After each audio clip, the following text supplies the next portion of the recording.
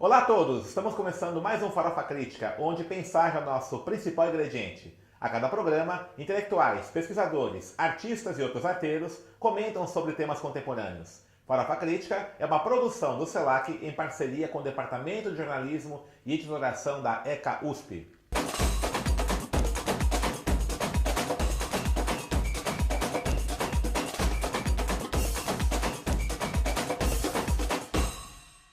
E o Farofa Crítica de hoje recebe Edson Roberto Jesus, professor de jornalismo da Universidade Cidade de São Paulo. Edson também é doutor em Ciências Sociais pela PUC São Paulo e é diretor da Kizomba Produção Cultural Limitada.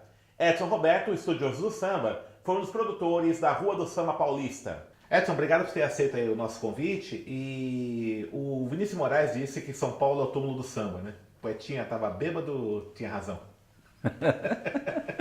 Uma pergunta quase inusitada, né? Quase ninguém fala disso, né? Uhum. Eu já ouvi também dizer que ele nunca disse isso, nesse sentido, de que era um túmulo do samba. Mas se ocorreu de fato, ele estava bastante errado.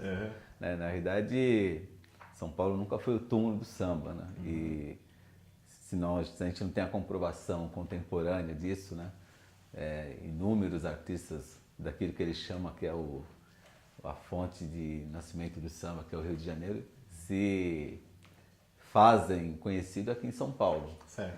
Mas historicamente o samba em São Paulo tem registro desde o final do século XIX e mais particularmente assim, a partir do século XX. A cidade de São Paulo ou o estado de São Paulo? No estado de São Paulo você tem... Nós precisamos pensar o seguinte, né?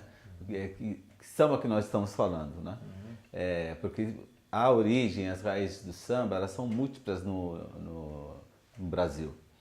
A gente tem samba no Rio Grande do Sul, tem samba na Bahia, samba do Recôncavo, tem samba em Minas Gerais, tem samba em São Paulo. E essas raízes do samba elas estão presentes nessas várias regiões onde a população negra esteve presente. Certo. Em particular, um grupo negro pertencente ao que nós chamamos de grupo banto, né? Etnolinguístico banto.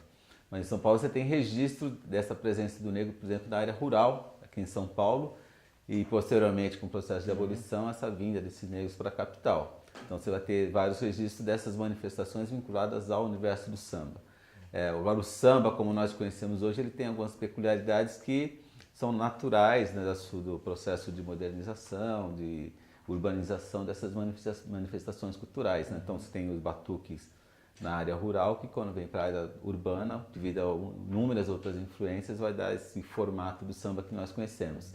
Mas mesmo assim o samba de São Paulo ele tem algumas peculiaridades que o diferenciam do Rio de Janeiro, diferenciam do samba do Recôncavo e tal. Por exemplo, o samba de São Paulo ele tem uma marca profundamente rural, né? A presença de instrumentos peculiares assim, da cultura banto, né? Os tambores, né? Vem da festa dos divinos, festa católica? Não, tem uma participação, mas posterior a isso, né? Ele tem poucas influências urbanas, porque ele vem originalmente da área rural, né? Um samba que aqui em São Paulo chama samba urbano, então tem essa diferença com esse samba rural. Diferente do Rio, que durante um período maior ele teve contato com outras manifestações culturais, né? Alguns autores, pensadores, dizem que você teve... durante um determinado período aí no final da escravidão, as chamadas bandas das fazendas, que eram formadas por músicos negros, na sua maioria, e isso tem uma parcela de influência no samba do Rio de Janeiro, né? Que depois vai descambar lá para o chorinho e tal, e posteriormente no que nós conhecemos de samba. O que eu chamo de influência? É o contato com outras manifestações culturais que vão possibilitando um novo formato no ritmo, né? Então, o samba, se você escuta um pouco do geral do filme, né? Você vê que é uma presença mais forte do tambor aqui em São Paulo do que em relação ao Rio de Janeiro, um som mais grave e tal. É algo que eu já ouvi Oswaldinho da Cunha falar assim, ó, se você ouvir, né, com bastante atenção as baterias das escolas de samba, você percebe as nuances entre a bateria, antes, né? As nuances entre a bateria do Camisa Verde e Branco e a do Vai Vai, por exemplo. Certo. Então tem algumas diferenças em relação a isso. E esse formato de escola de samba veio de onde? O formato é carioca. Carioca. Tradicionalmente em São Paulo, né, os cordões, são os cordões carnavalescos. Tem um formato um tanto diferente, né? Então a porta-bandeira e o mestre Sala, que é algo que vem do Rio de Janeiro. Aqui nós tínhamos o Baliza, nós tínhamos as pastoras, das baianas, tem algumas formas de organização do cordão, né? O cordão tinha uma participação de instrumentos de sopro, certo, né? Que eram bastante diferentes do Rio de Janeiro. Então, assim, as origens do samba de São Paulo estão vinculadas a isso. Né? O primeiro cordão lá, o cordão carnavalesco da Barra Funda, fundado pelo seu Dionísio, ele tinha essas características. Mas São Paulo, na década de 60, abdicou desse modelo e adotou, né, no processo de oficialização do Carnaval de São Paulo, o modelo do Rio de Janeiro. E por que aconteceu isso? Aqui em São Paulo, assim, o samba de São Paulo sempre sofreu muito com o processo de discriminação e perseguição, vamos dizer assim, política, né? Mais que no Rio de Janeiro? Mais que no Rio de Janeiro, não sei dizer, mas eu sei que é algo bastante presente, né? Você tem lá o Zeca da Casa Verde já na década de 20, já falava, né, que quando os cordões desfilavam, as pessoas atiravam cândida e cimento branco, né, dos prédios sobre os cordões. Né? Então, assim, ele fala assim, os cordões não discriminavam ninguém, todo mundo podia participar, mas uma boa parcela da população branca não participava, e essa é uma reação da população, mas que também se registrava em relação ao poder público, né, que também delimitava as áreas de participação dos negros na cidade de São Paulo, né? Algo que fica bem presente quando você tem aquele processo de modernização da cidade já no século XX, no início do século XX, que a gente chama da Belle Époque paulista, né? Você tem, por exemplo, a destruição da Igreja do Rosário, ela é mudada para o Lago do Paissandu, é um dos elementos, né? Bem como uma forma também de você informar para a sociedade o que era aceito como uma cultura legítima da cidade de São Paulo e aquilo que não era considerado legítimo. E essas organizações, elas vão, com o tempo, tentando imitar algumas coisas do Rio. Por exemplo, nossa primeira organização, tem o nome de escola de samba, foi uma escola aqui da Pompeia, que não era eminentemente negra, né? Mas ela só tinha um nome, né? Escola de samba mesmo em São Paulo é a Lava Pés, que se organiza como escola de samba no primeiro momento. Na Liberdade, né? Na Liberdade, ali na Baixada do Glicério, que são as regiões características de concentração da população negra no início do século, né? Barra Funda, o Bexiga e Liberdade, né? Ali na Baixada do Glicério. Então ali você também tem as escolas, né? Camisa Verde, Vai, Lava Pés, né? Que são... Agora, esse modelo na década de 60 foi um momento ali, foi até comandado por um jornalista, o Moraes Sarmento, né, que liderou esse processo de oficialização do Carnaval em São Paulo. E tem histórias aí, né, que, mais ou menos engraçadas ou não, que diz que não tinha um regulamento na hora e pegaram do Rio de Janeiro e ofereceram. E aí ficou esse modelo. Nem todos os grupos que existiam, que eram os cordões e tal, ingressaram nesse modelo de imediato. Tanto que o Camisa Verde e o Vai foram cordões até a década de 70. Né? A Mocidade já se transforma em escola ainda na década de 60, finalzinho da década de 60. Mas Vai e o Camisa desfilam ainda com cordões até a década de 70. Depois você tem toda a importação do modelo do Rio de Janeiro. Né? Isso está vinculado, por exemplo, a essa higienização do centro de São Paulo? Porque havia uma concentração muito grande de população negra na região central, né?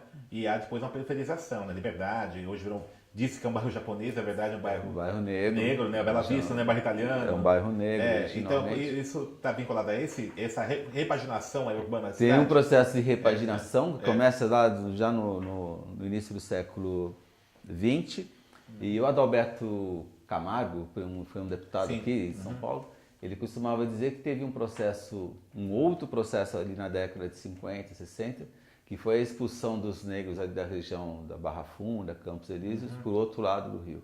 Né? Que impulsionando esse pessoal para Casa Verde, Brasilândia, Bairro de Limão e tal. E é interessante quando você nota que é exatamente nessas regiões que surgem outras escolas de samba. Né? Surge na Brasilândia a Rosas de Ouro, no Bairro de Limão lá a Mocidade, e Peruche, né?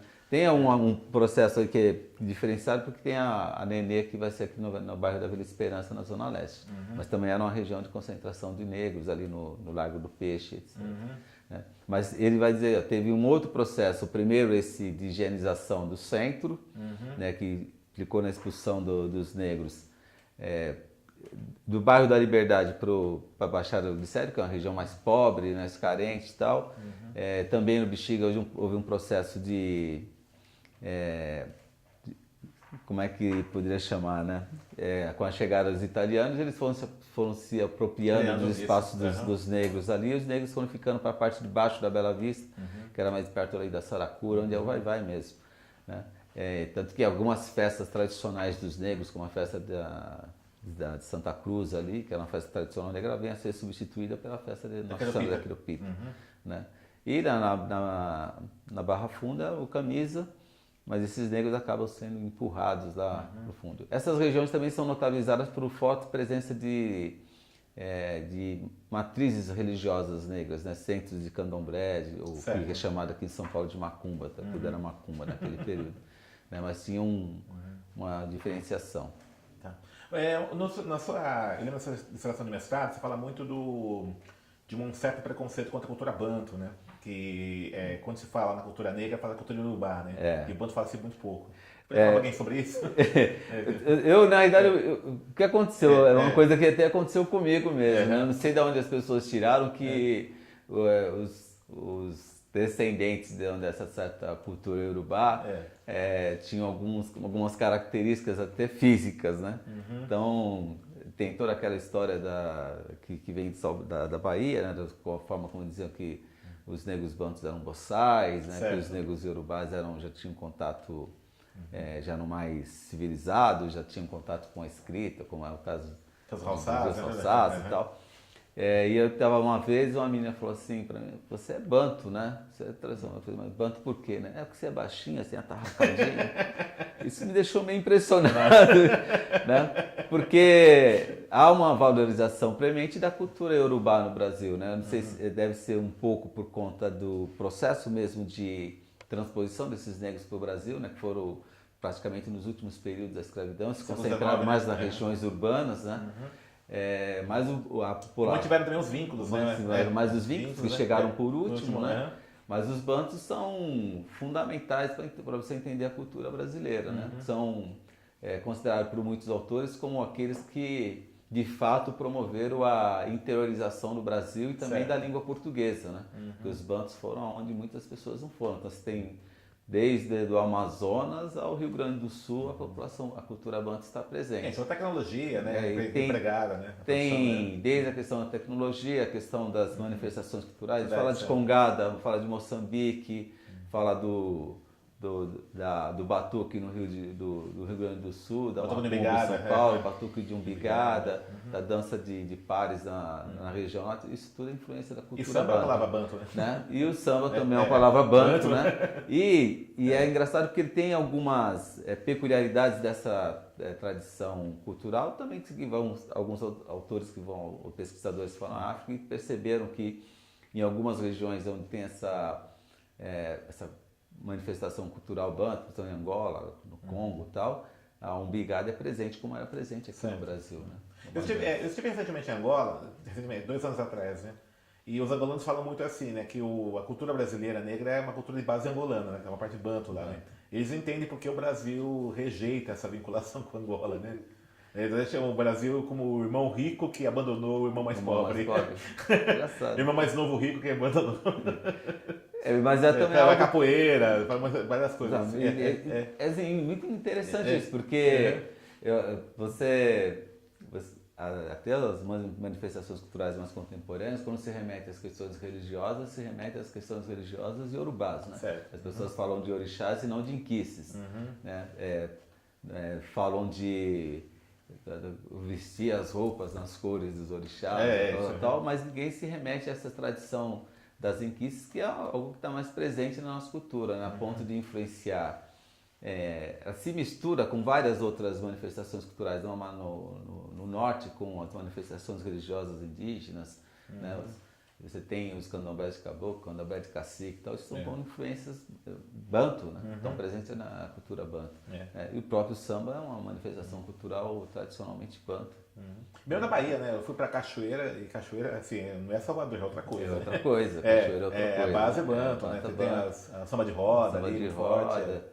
No Rio de Janeiro ele está muito presente também, quando eles falam desses negros que vieram da Bahia, logo depois do processo da abolição para o Rio de Janeiro, de fato chegaria uma grande parcela desses negros iorubás, vamos dizer assim, né? Mas ali já tinha, o Rio era um porto de entrada de povos escravizados, de negros escravizados, bantos, né? Que muitos se localizaram e ficaram por aí no Rio de Janeiro, principalmente na última fase do café, que começa ali no Vale do Ribeira, no Rio de Janeiro, né? Edson, você foi coordenador de um projeto muito interessante, foi a Rua do Samba Paulista, né? E esse projeto parece que não está mais... Não continua mais, né? Como é que foi? Qual foi a ideia do projeto? Como é que foi? O que aconteceu então, aqui? Pois bem, assim, na realidade o projeto Rua do Samba Paulista, né, ele começou no dia 30, a primeira edição dele foi 30 de novembro de 2002. Né? Na realidade nós tínhamos um grupo de pessoas em São Paulo, né, Caçula, que era do Projeto Cultural Samba Autêntico, eu, o Roberto de Oliveira e o mestre Paulo. Nós já vínhamos realizando algumas atividades do samba em São Paulo. A primeira que nós realizamos aqui foi um projeto chamado Samba e Cidadania, que nós tentávamos imitar um pouco aquele programa Ensaio da Cultura. Sim. Então a gente, no auditório ali da Secretaria de Justiça e Cidadania, nós levávamos alguns convidados tradicionais daqui do samba de São Paulo, né? Pessoas importantes como o seu Nenê da Vila Matilde, o seu Juarez do Mocidade, Oswaldinho da Puíca, Penteado e tal. E eles ali no palco, eles contavam um pouco a história do samba de São Paulo e acompanhados pelo grupo Samba Autêntico, eles iam lembrando do samba da época e cantavam sambas. E é muito interessante, a gente não conseguiu filmar, na época a gente não tinha recurso para isso, nós conseguimos gravar essas entrevistas, né? É até interessante que muitas dessas pessoas já faleceram. E o seu Carlão do Cruz dizia assim, é engraçado eu estar aqui na Secretaria de Justiça e Cidadania, porque aqui era a delegacia de São Paulo na década de 60.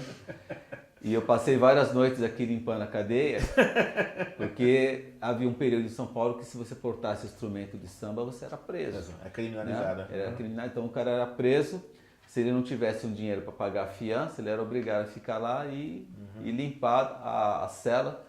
E tem até um samba famoso do Geraldo Filme que conta isso, né? Que tinha um guarda dessa cadeia que era também compositor e que ele criava músicas tirando sarro da negrada que ficava presa e que tinha que limpar a cadeia. E foi interessante, porque desse processo, o samba autêntico, ele tocava ali na frente da Contemporânea, ele fazia um samba ali entre 11 e meio-dia, no qual ele cantava sambas tradicionais de São Paulo, e uma tradição do samba autêntico, né, era contar a história desse samba. Então ele cantava o samba, só esse compositor é tal, compôs assim, tal, e reunia as pessoas ali.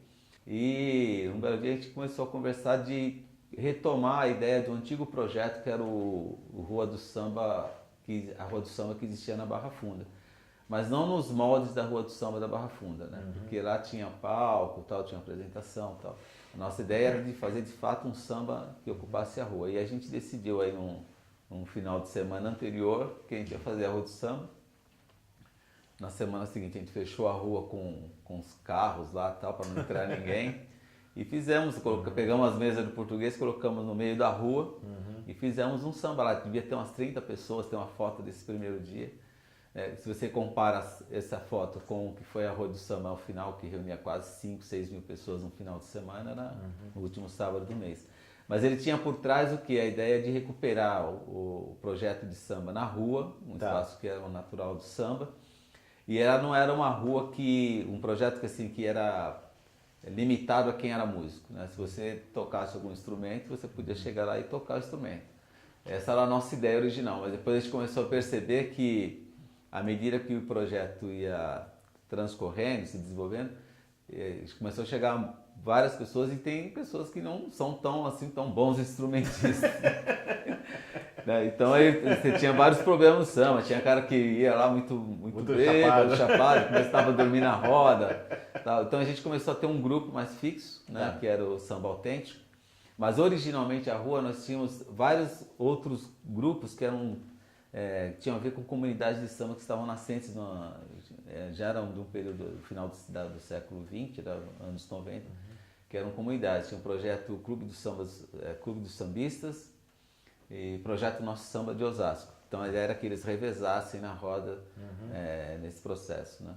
E a rua foi muito importante porque ela acabou se tornando, no transcorrer da história, aí, um centro relevante de cultura negra na cidade de São Paulo. Muito embora não não tivesse muito ibope na mídia hegemônica, como a gente diz, no boca a boca era fantástico, porque você reunia 4.000 pessoas no Lago, começou na Rua General Osório, depois foi transferida para o Lago General Osório, por força de ações da prefeitura e tal. Depois foi para São João, depois, né?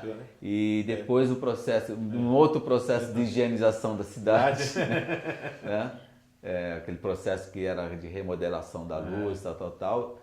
Nos impuseram que ou a gente ia para o Largo, para a Princesa Isabel, ou outro espaço, e a gente escolheu exatamente ali o Vale do Anhangabaú, porque ali também tinha uma tradição de samba que era antigamente, não era onde tinha o rio ali e tal, que era chamada Prainha, né? Muitos sambistas ficavam ali fazendo samba naquela região do Anhangabaú, porque eles chamavam ali de Prainha, porque na realidade tinha uma avenida, tinha muitos bares, e eles faziam samba ali. Então a gente escolheu também porque para nós era uma referência histórica do samba, muito embora não fosse no mesmo lugar, mas era bastante próximo, a gente tinha essa ideia também de recuperar isso. E dentro do projeto nós tivemos várias iniciativas, assim, nós tínhamos o Jornal da Rua, que era o som do bumbo, que era, na realidade não era um jornal, era um boletim que a gente fazia em casa, né? A gente fazia umas 200 cópias na máquina, na impressora, que contava um pouco da história da Rua do Samba, o que iria acontecer na edição, né? Seguinte, trazia sempre uma biografia de um sambista notório aqui de São Paulo e a programação da rua. E a ideia do jornal era que a gente pudesse compartilhar um pouco as ideias de quem estava ali conduzindo o projeto Rua do Samba Paulista. E teve vários momentos interessantes, hein? A gente chegou a levar Luiz Carlos da Vila, Monarco, vários sambistas importantes do Rio também, de São Paulo, Oswaldinho. Nós tínhamos um projeto lá de fazer homenagem aos sambistas de São Paulo, né, que entregava uma placa em reconhecimento ao serviço que eles prestaram ao samba. Então a gente homenageou vários sambistas, né? Oswaldinho da Cuíca, Seu Nenê da Vila Matilde, Mestre Feijoada. E a gente foi homenageando essas pessoas que muitos ali não conheciam, né? Da tradição do samba de São Paulo. Então a rua teve esse processo. E o que ficou dessa rua de samba? Ficou um projeto, desenvolveu alguma outra coisa? Não, da rua, nós como vão mudando os governos, vão mudando as políticas culturais. Ou né? acabando, né? Ou acabando. Na realidade, a rua nós tivemos um momento que é até interessante isso, né? Porque nós tivemos, no melhor momento da rua foi quando nós tivemos um dos governos mais conservadores da cidade, né? Que foi o governo do Kassab. Mas era um governo que ele nos fornecia a estrutura que nós precisávamos, que era a tenda de 4x4, o som que vinha do AMB e as grades para a gente cercar o espaço e tal. E o resto não tinha nem intervenção da prefeitura. Então, você quer fazer um mexendo dessa dissertação, essa tese, doutorado? Está na PUC, né? Está na PUC, né? Na verdade as duas foram na PUC, né? Foi o mestrado chama Herança de Resistência, né? O samba na cidade de São Paulo na virada do século XIX para o século XX. A ideia de mostrar como é que o samba ele foi um elemento fundamental no processo de organização da população negra de São Paulo, como um elemento de resistência. E aí o doutorado também foi Herança de Resistência, mas na virada do século XX para o XXI, que aborda exatamente as comunidades de samba como esse novo viés do samba na cidade de São Paulo como uma forma de resistência, já que as escolas de samba passaram por uma transformação muito grande, né, nesse processo aí eu falo de monetização, as pessoas falam de profissionalização. Eu não uso profissionalização porque os negros conseguiram transformar o Carnaval de São Paulo em algo grandioso. Não dá para dizer que os caras não sejam profissionais, sem né? dúvida, Seu Nenê, Tobias, Chiclete e tal. Eles transformaram o que era um cordão num grande carnaval na década de 70 e 80. Na verdade, quando o negócio virou de muito dinheiro, tinha uma parcela de dinheiro aqui, começou um processo de transformação das escolas, de afastamento principalmente das direções negras e tal. E eu acredito assim que na década de 70 teve um processo forte de periferização na cidade de São Paulo, né? Um outro processo de higienização, onde as pessoas foram expulsas para as periferias da cidade, as periferias sem nenhum recurso, fato que se registra até hoje. E nessas regiões estão surgindo as comunidades de samba, como forma de aglutinação de jovens e tal, e tendo o samba como fio condutor desse processo. né? Então você tem várias comunidades que se organizam em função do samba e fazem inúmeros trabalhos sociais, né? Não só com música, mas com cultura negra, com essas tradições, e que acabam servindo como fonte de conscientização e de uma possibilidade de transformação social e política também na sociedade brasileira. Então a ideia era um pouco mostrar como o samba continua sendo esse fio condutor ou que alinhava todo esse processo de resistência em São Paulo. E isso está disponível na PUC, né? No banco de tese da PUC. Estão todas disponíveis no banco da PUC, né? De tese da PUC. Beleza? Eu que Valeu. agradeço o convite, estou à disposição aí para os debates. Obrigado mesmo. Eu que agradeço. Então, para a Faca Crítica, hoje entrevistou o professor Edson Roberto Jesus, falou sobre samba.